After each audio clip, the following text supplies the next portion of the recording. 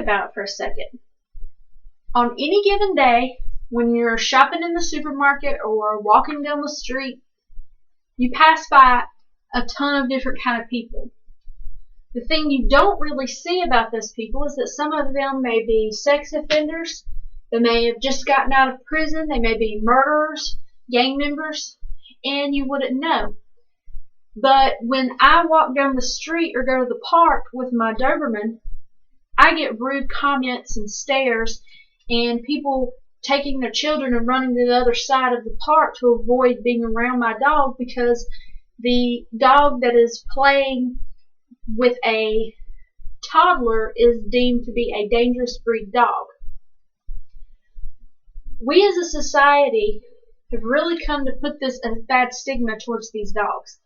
And we really need to focus on the fact that the breed is not to blame. It is in fact the people that is to blame. Every single time that you hear about a dog attack or a dog biting someone, you hear the breed first. The pit bull attacked the child, or the Rottweiler bit the man. You never hear about what the man did to the Rottweiler or what the child was doing to the pit bull.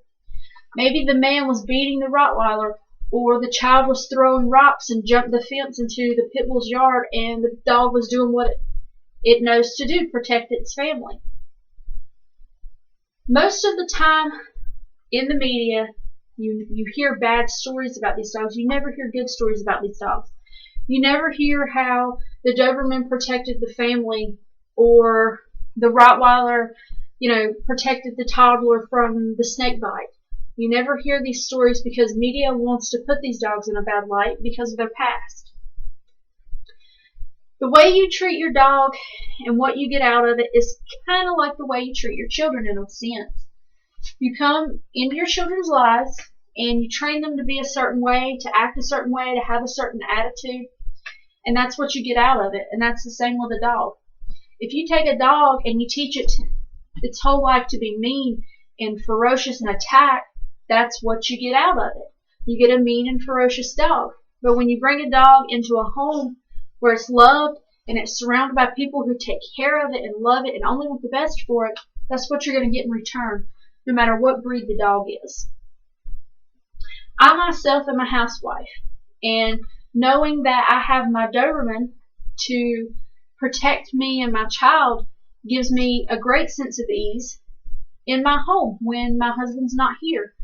Because I know for a fact that if someone was going to come into my home uninvited, they're going to hear that bark first, and that's going to be the first red flag. Hey, I don't need to go in this house.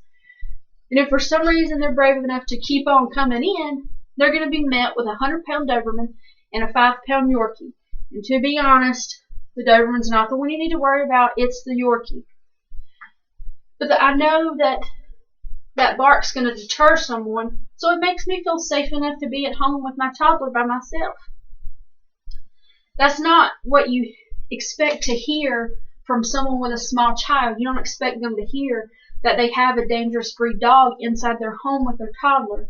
But in fact, I prefer to have a dangerous breed dog because of the simple fact that they're bred to protect. And that's what our Doberman does. He protects.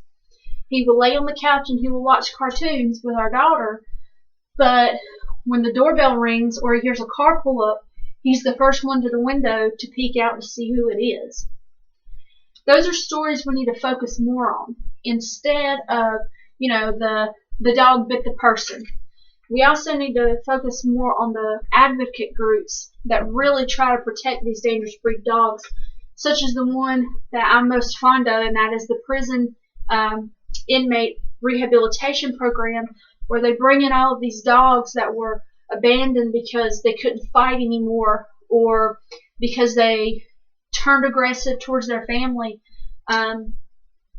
They bring these dogs in and they let these prison inmates sort of train them how to come into society. And these dogs are brought out of this program after 6 months, a year, maybe even 2 years, and they're adopted by families who really adopt a best friend. They don't adopt the dog that used to be, a fighting dog. They adopt the dog that is an amazing dog to have around, or is amazing with their children, or amazing with their other pets.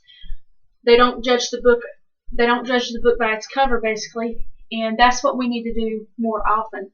So the next time that you're walking down the street and you're passing by all of these people, stop and think about who you're really passing by.